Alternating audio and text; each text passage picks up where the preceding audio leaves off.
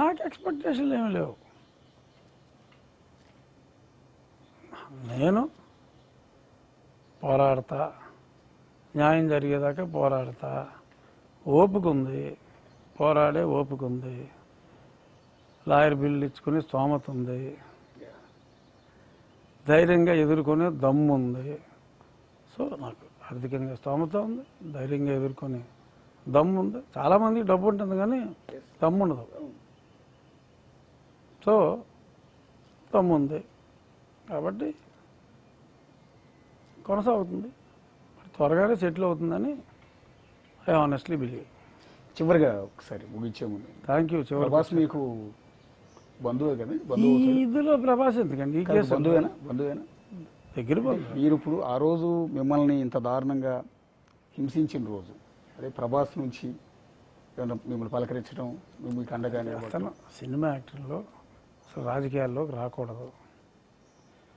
రాజకీయాల్లో ఉన్న వ్యక్తుల గురించి మాట్లాడటం వాళ్ళకి అసలు మంచిది కాదు, తప్పు కూడా. ఎందుకంటే వాళ్ళ ఫ్యాన్స్ వైసీపీ వాళ్ళు ఉంటారు, ఈ పార్టీ వాళ్ళు ఉంటారు. అతను వైసీపీ వాళ్ళు నన్ను హింసించారంటే వైసీపీ వాళ్ళు అతని సినిమాలు చూడరు. సో కాబట్టి సినిమా యాక్టర్లకి కొన్ని రెస్ట్రిక్షన్లు ఉంటాయి. సో ఆ రెస్ట్రిక్షన్లోంచి బయటపడి మాట్లాడాలంటే చాలా కష్టం. సో ఎక్స్పెక్ట్ చేయడం తప్పు.